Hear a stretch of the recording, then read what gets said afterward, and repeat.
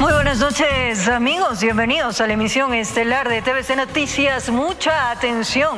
Este martes 2 de junio, 34 barrios del Valle de los Chillos en Quito sufrirán cortes del servicio de agua potable debido a una reparación de las válvulas de la línea de abastecimiento Tesalia.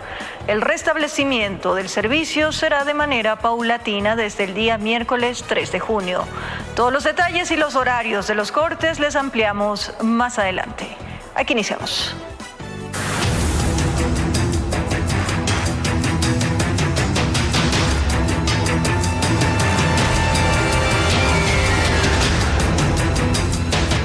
Un ciudadano fue apuñalado con un destornillador en La Gasca, al norte de Quito.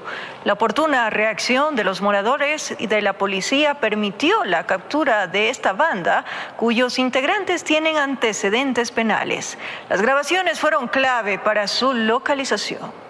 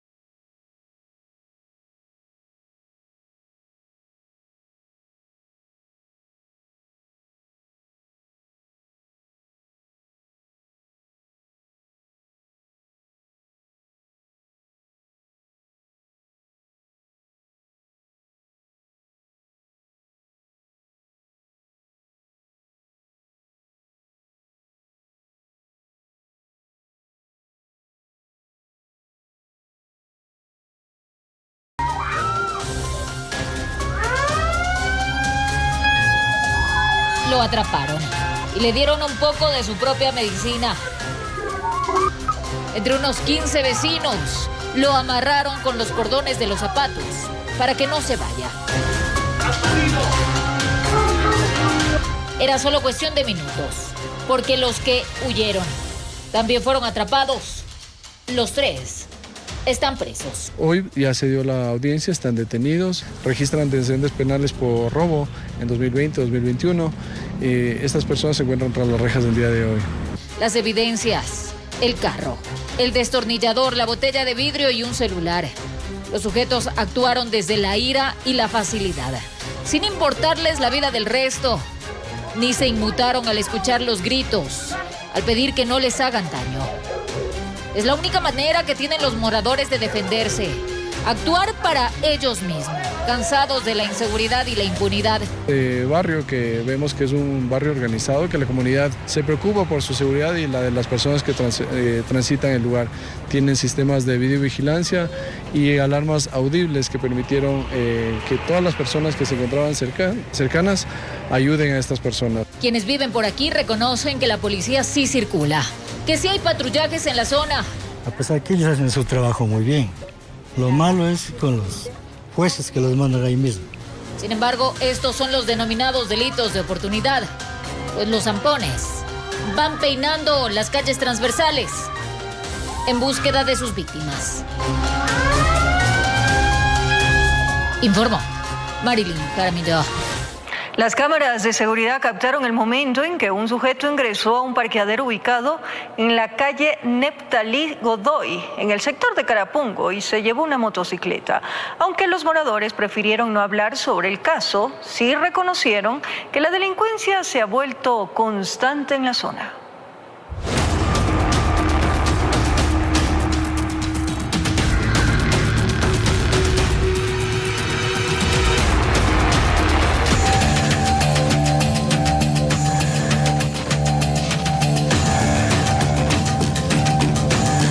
En las imágenes captadas por las cámaras de video se observa cómo un individuo entra con tranquilidad al parqueadero y tras varios segundos dentro del lugar logra llevarse una motocicleta sin levantar sospecha entre quienes circulaban por el sector.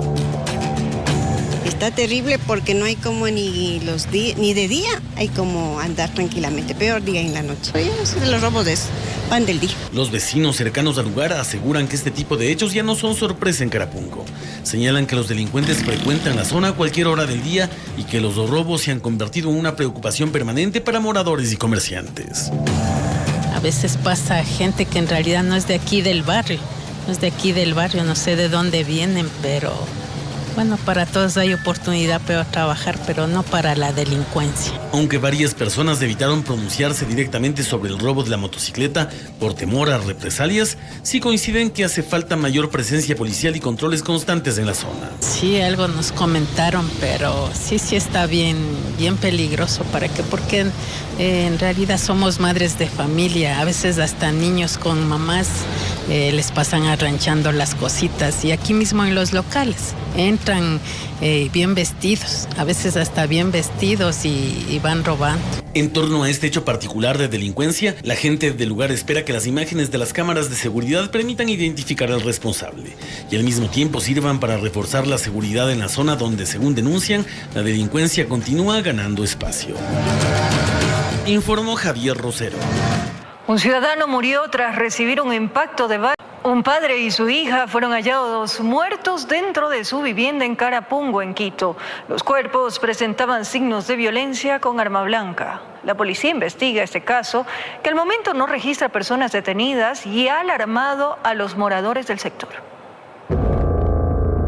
Con una verdadera escena de terror se encontró una madre en su propia casa.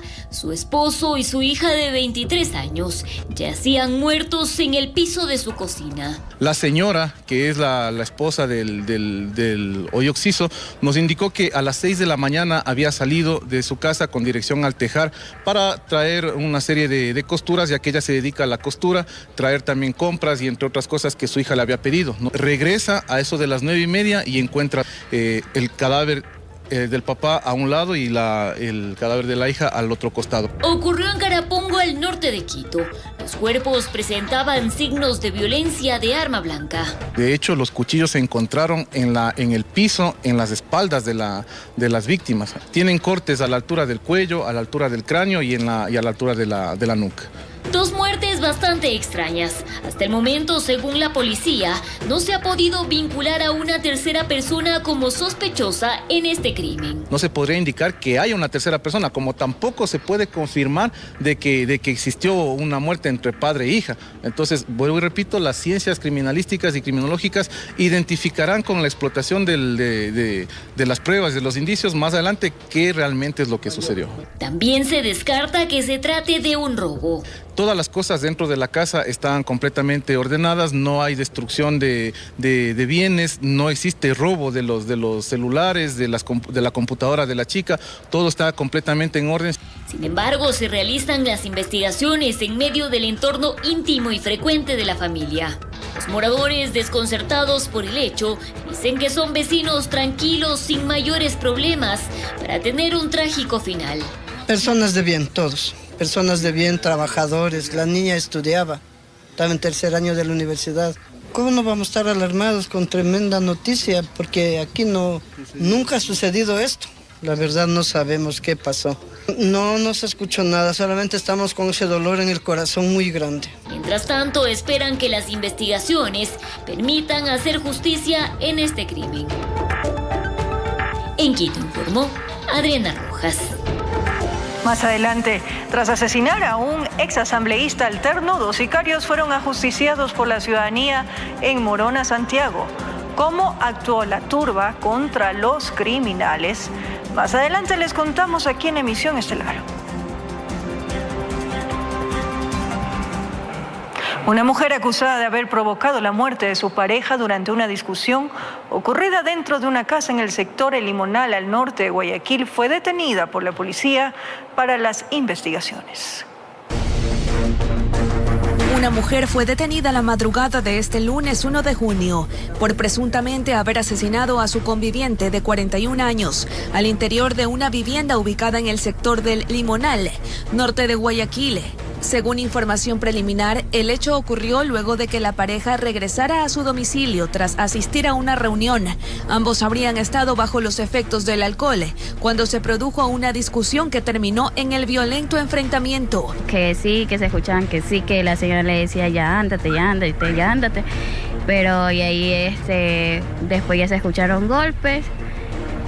Y ya después al rato se escucharon que, como que alguien se quejaba. La fémina indicó a los agentes policiales que su pareja habría intentado obligarla a mantener relaciones sexuales y que tras negarse se originó la pelea. En su versión sostuvo que tomó un cuchillo de la cocina para defenderse y durante un forcejeo el hombre fue alcanzado por el arma. Personal de emergencias acudió al sitio, pero la víctima ya no presentaba signos vitales. Agentes de la DINASET realizaron el levantamiento de indicios y recopilaron evidencias en la escena. Entre los elementos retenidos consta el cuchillo que habría sido utilizado durante el incidente. Además, recopilaron testimonios de vecinos para reconstruir lo ocurrido antes y durante la discusión.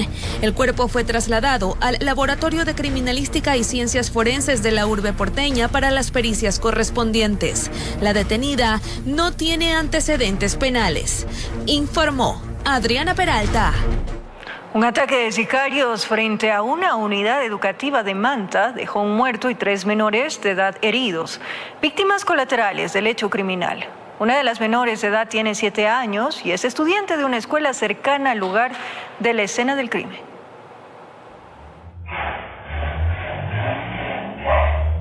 Una ráfaga de disparos frente a una unidad educativa en Manta, en la provincia de Manabí, generó pánico en una zona escolar del cantón. Un hombre fue asesinado frente a estudiantes y padres de familia que recogían a sus hijos de clases.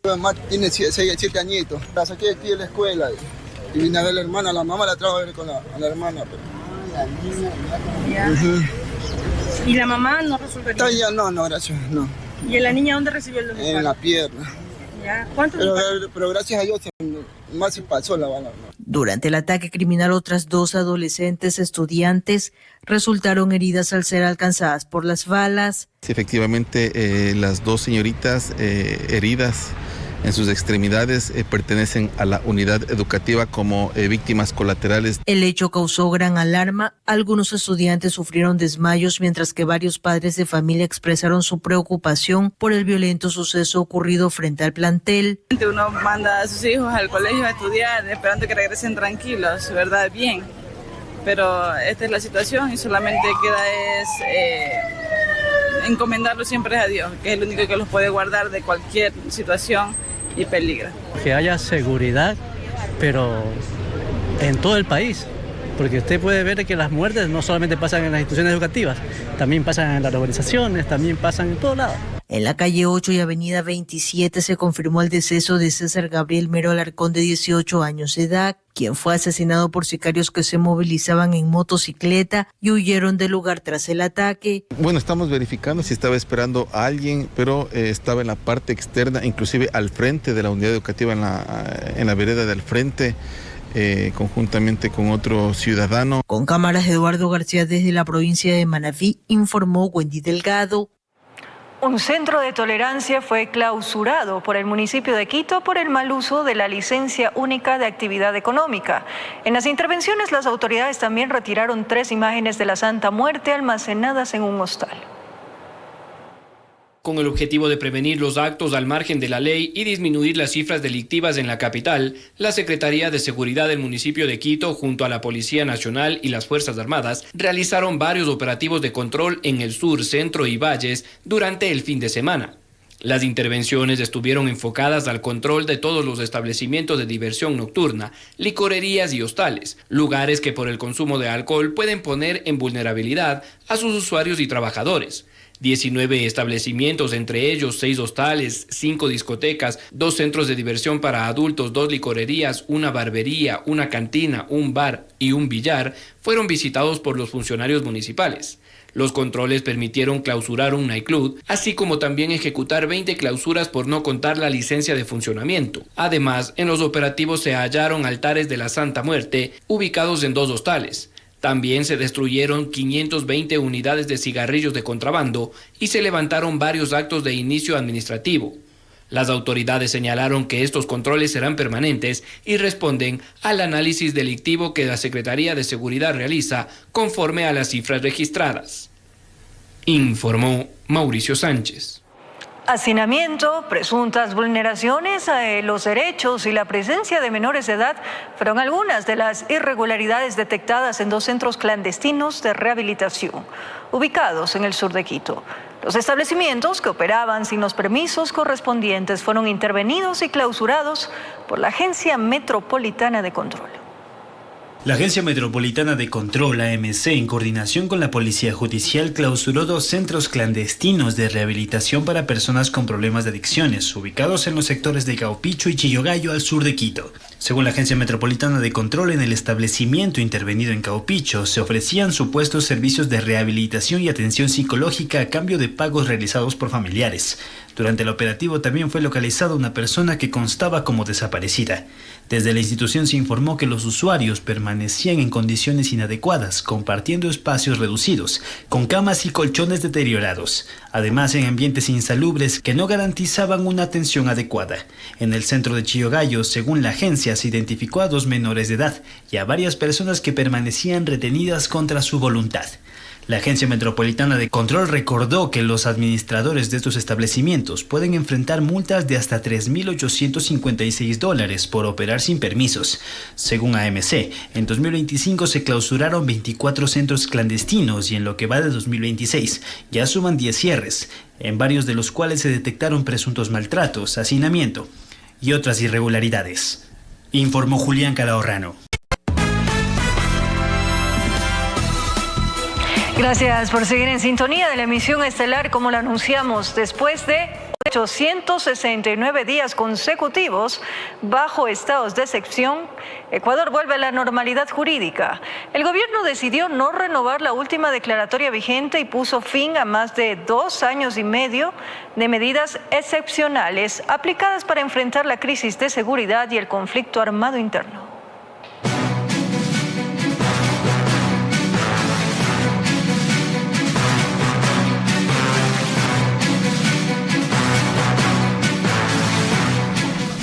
Este 1 de junio finalizó el último estado de excepción decretado por el presidente de la República, Daniel Noboa, en 9 provincias y 4 cantones del país. La medida estuvo vigente durante 60 días y, según anunció el gobierno nacional, no será renovada. Por ahora no ha sido renovado, vamos a seguir trabajando. Nos hemos reunido como bloque, tenemos la estrategia de cómo vamos a continuar. Con el vencimiento del decreto ejecutivo 353, Ecuador quedó por primera vez en más de 2 años y medio sin un estado de excepción vigente. Según registros oficiales, el país acumuló 869 días consecutivos bajo esta figura jurídica, entre declaratorias nacionales, medidas focalizadas y sus respectivas prórrogas. Desde su llegada a la presidencia en noviembre de 2023, Daniel Noboa emitió 14 estados de excepción con sus respectivas renovaciones, convirtiendo a esta herramienta jurídica en uno de los principales mecanismos para enfrentar la crisis de seguridad y el denominado conflicto armado interno. Pese a que las medidas excepcionales terminaron, el ministro del Interior, John Reinberg, aseguró que los operativos continuarán en los territorios de mayor conflictividad.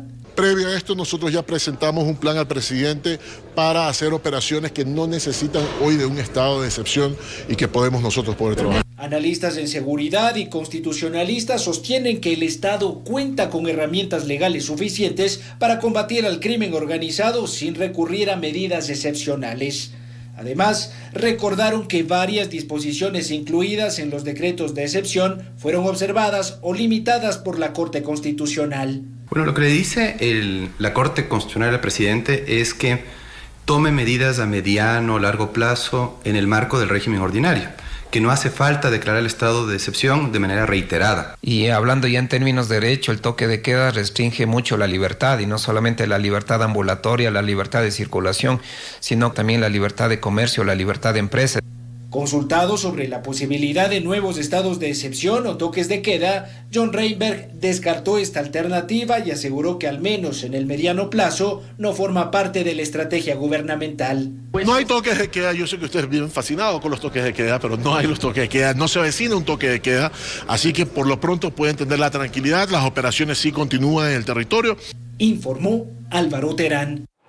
Una vez que el presidente Daniel Noboa tomó la decisión de eliminar los aranceles que regían sobre productos colombianos, hoy el análisis deberá pasar nuevamente a la Comunidad Andina de Naciones para buscar qué tanto Ecuador como Colombia devuelvan esos recursos recaudados durante la vigencia de la tasa de seguridad.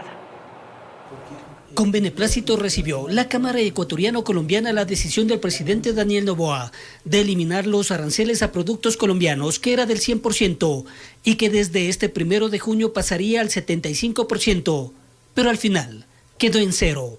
El mundo cambia cuando los hombres toman decisiones, y en este caso el presidente ha tomado una decisión que, independientemente de cuáles hayan sido todos los puntos que he escuchado, el tema de la CAM o el tema político, todo lo demás, el presidente tomó una decisión que desde el punto de vista comercial, que es lo que a mí me compete, ha sido una decisión muy válida e incluso yo diría oportuna.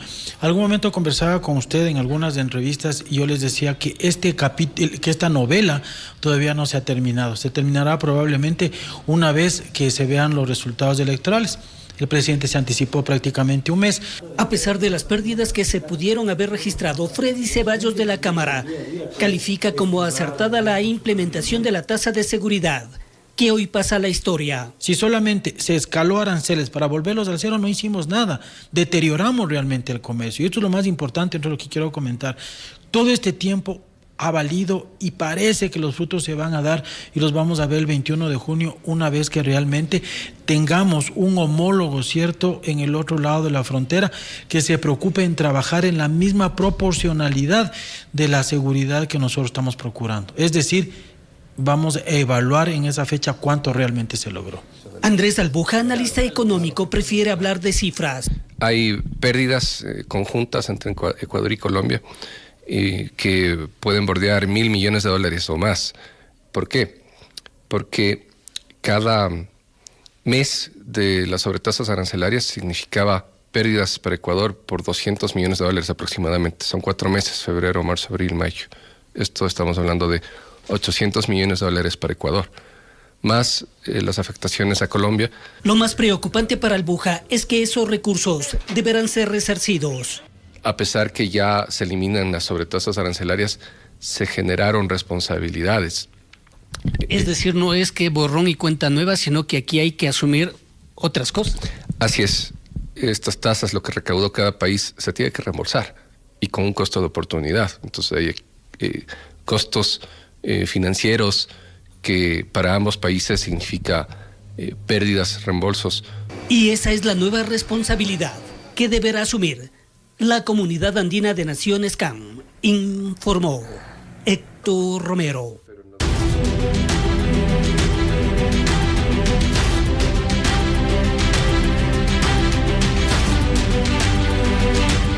Este 1 de junio entró en vigencia la eliminación de los aranceles entre Ecuador y Colombia. Comerciantes y transportistas esperan recuperar el flujo comercial que disminuyó más del 90% en la frontera norte. Luego de casi 5 meses de tensión comercial entre Ecuador y Colombia, este 1 de junio entró en vigencia la eliminación de los aranceles que llegaron a alcanzar hasta el 100% para productos que cruzaban la frontera por Rumichaca. La medida fue oficializada por el Servicio Nacional de Aduana del Ecuador, que genera expectativa entre comerciantes, transportistas y empresarios que reportaron pérdidas millonarias y una caída histórica en el intercambio comercial. Ya la reactivación de la economía acá en la ciudad de Ipiales ya se está mirando, y hay vehículos que vienen ya con el 0%, porque desde el mismo anuncio de la derogación ya las empresas empezaron a despachar sus productos. Según los gremios, el comercio fronterizo cayó en más del 90%, afectando al transporte pesado, la logística, el almacenamiento y miles de empleados vinculados a la actividad binacional. Con los aranceles se disminuyó de 300 vehículos que normalmente estaban pasando diariamente en la frontera a menos de 20 vehículos. Esto representa pues cantidades enormes de pérdidas. Aunque la eliminación de los aranceles es vista como un paso positivo, los sectores productivos advierten que la recuperación económica no será inmediata y solicitan medidas compensatorias para enfrentar las pérdidas acumuladas durante estos meses. El gobierno nacional presente a la ciudad de Tulcán, ¿qué propuestas tiene para reactivarnos económicamente a lo que tiene que ver el comercio minorista o el comercio también mayorista de la ciudad de Tulcán? Estábamos trabajando por el Perú nomás por allá, lejos de casa. Ahora como ya se bajó los aranceles, por una parte es mejor para nosotros para estar aquí unidos con la familia y todo. Mientras el tránsito comercial empieza a reactivarse en el puente internacional de Rumichaca, comerciantes y transportistas esperan que esta decisión permita recuperar la confianza, reactivar las inversiones y devolver el dinamismo económico a una de las fronteras más importantes de la región andina. Con cámaras de José Cedeño desde Tulcán, informó Miriam Enríquez. El ministro del Interior, John Reinberg, expresó su satisfacción y la del gobierno nacional por el triunfo de la primera vuelta del candidato presidencial de Colombia, Abelardo de la Espriella, y que pase al balotaje. De acuerdo al secretario de Estado, su definitivo triunfo permitirá mejorar las relaciones con nuestro país.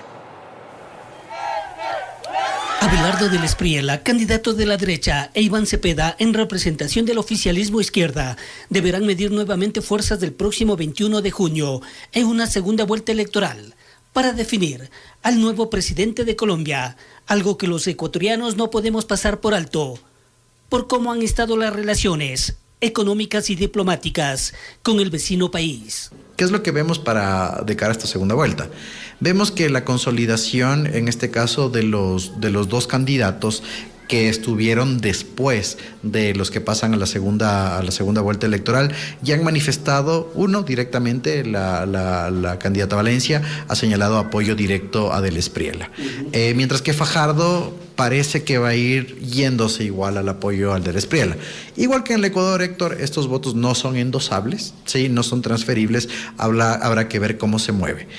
Con esto el panorama para Cepeda se le podría complicar. De ahí la actuación del mandatario Gustavo Petro. Petro ha dicho que no reconoce esos resultados y ha denunciado que hay intervención del gobierno y del presidente Noboa en las elecciones de Colombia. Pero bueno, eso es un berrinche de perdedor nada más. Si se confirman estos resultados, todo saldría bien. Ahora, si no se confirman esos resultados y en la segunda vuelta ganar el presidente de izquierda, entonces resucitaría agravado el problema. Acercamiento a última hora del presidente Daniel Noboa con Espriella, que al parecer jugó un papel determinante para que pase al balotaje en primer lugar. Mire, yo no le diría el candidato del presidente Daniel Noboa, yo le diría el candidato, si quiere súmame a mí también. Definitivamente Colombia necesita un cambio. Nosotros como ecuatorianos necesitamos que Colombia cambie. El mayor problema de inseguridad que tiene el país es por la frontera que tenemos con Colombia, y lo hemos dicho y lo hemos hablado en muchas ocasiones. Debería ser el candidato que todos esperamos tenga resultados positivos para que haya un cambio que mejore la situación en Colombia y que por lo pronto también va a mejorar la situación de aquí en el país. Por el momento, resultados de la votación en Colombia, que sería la puerta para limar asperezas con ese país, informó Héctor Romero.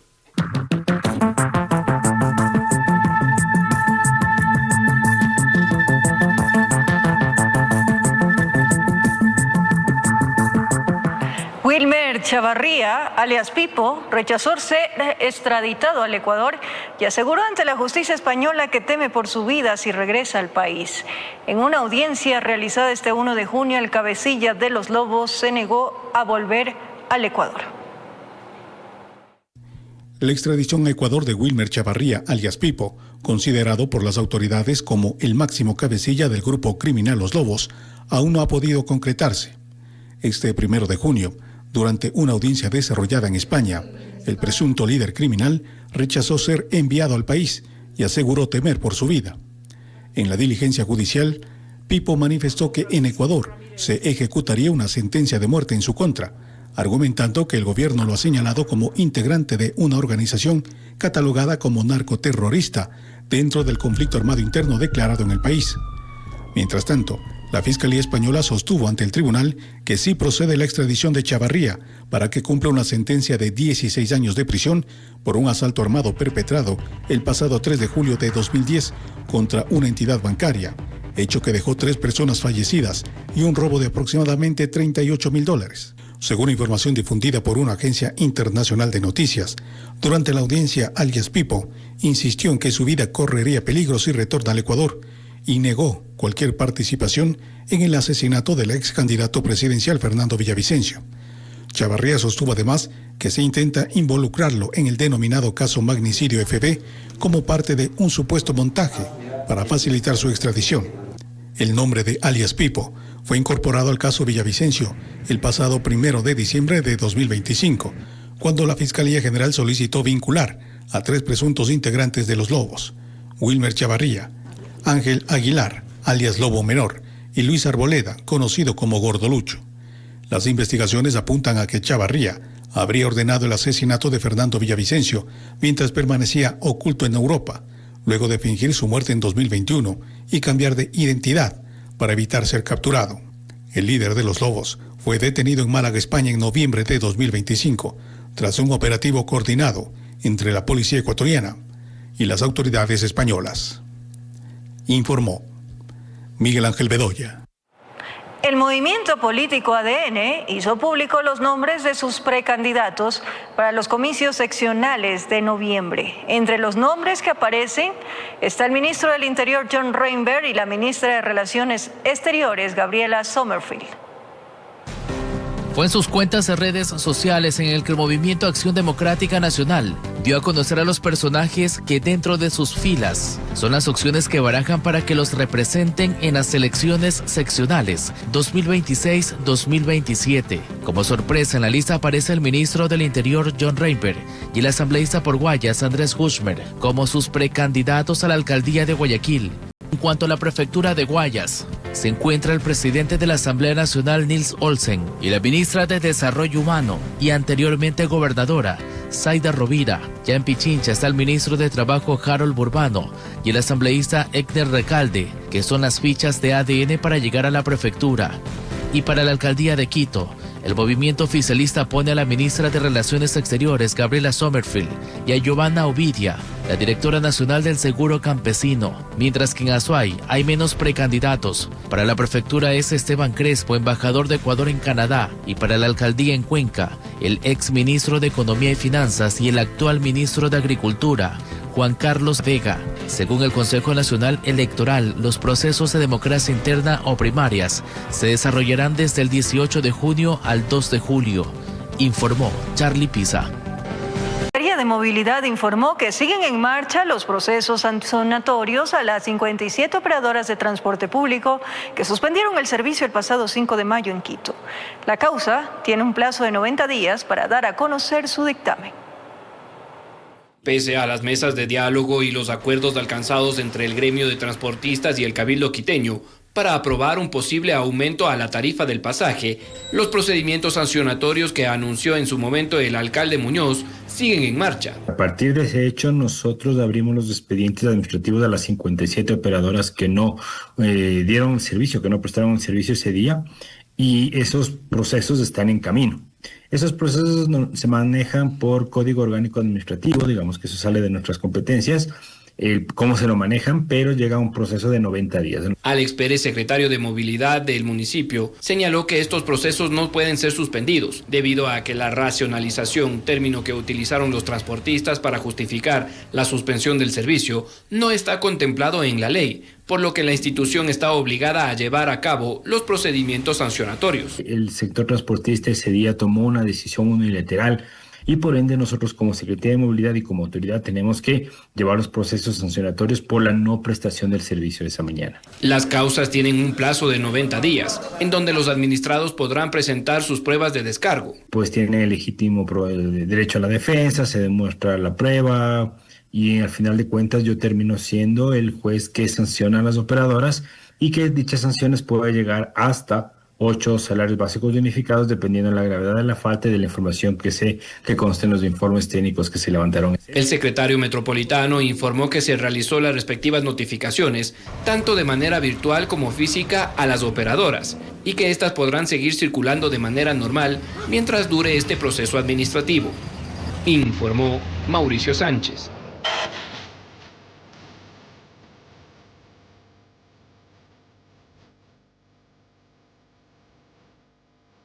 Este martes 2 de junio, 34 barrios de 4 parroquias rurales de Quito sufrirán cortes del servicio de agua potable debido a una reparación de las válvulas de la línea de abastecimiento Tesalia.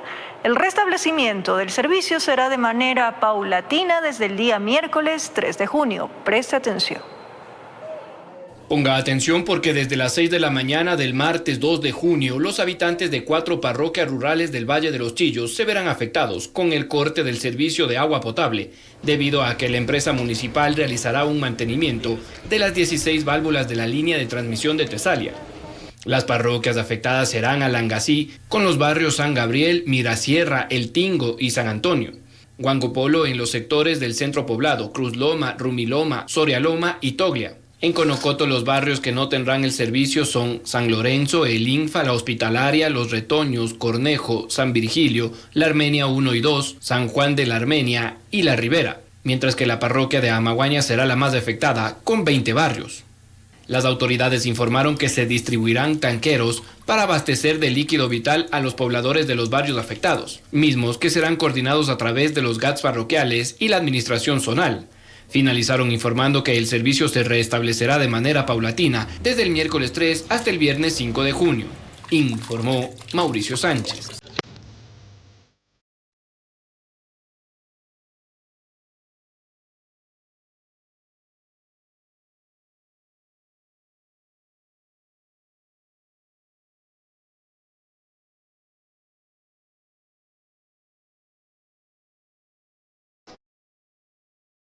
Decenas de niños beneficiarios de las guarderías municipales, guardianes de la niñez, participaron de un agasajo por el Día del Niño, organizado por la Unidad Municipal Patronato San José.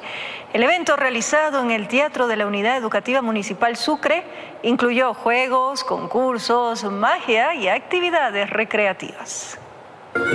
En el marco del mes de la niñez, la Unidad Municipal Patronato San José festejó a decenas de niños pertenecientes al sistema de guarderías municipales Guardianes de la Niñez, con motivo del Día Internacional del Niño, conmemorado cada 1 de junio. El día de hoy estamos con una presentación del Circo de Luz, que es justamente del municipio de Quito, y que les estamos dando justamente un espacio de entretenimiento a nuestros niños de los servicios de Guardianes de la Niñez. Momentos antes de ingresar al teatro quedó claro que no se trataba de una celebración más.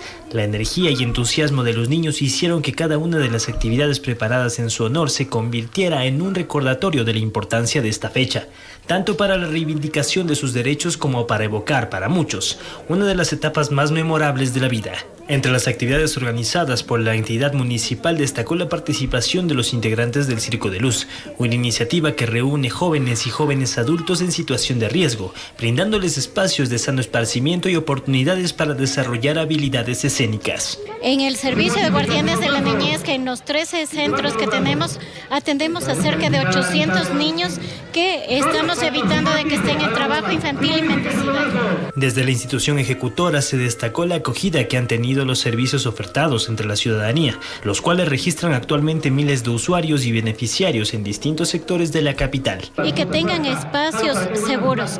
En estos servicios, decirles que garantizamos sobre todo que se evite la deserción escolar, de que tengan un espacio de cuidado donde se les dé alimentación, cuidado y sobre todo el refuerzo educativo, que es lo más importante.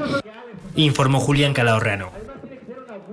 Momento de despedirnos, amigos, pero reiterando información importante. Este martes 2 de junio, 34 barrios del Valle de los Chillos en Quito sufrirán cortes del servicio de agua potable debido a una reparación de las válvulas de la línea de abastecimiento Tesalia. El restablecimiento del servicio será de manera paulatina desde el día miércoles 3 de junio. Tome las debidas precauciones. Gracias por su compañía, cariño, pero sobre todo esa fiel sintonía. Un buen inicio de semana, que sea productiva. Todos nuestros mejores deseos para ustedes. Nos reencontramos mañana, 22 horas. Un abrazo grande.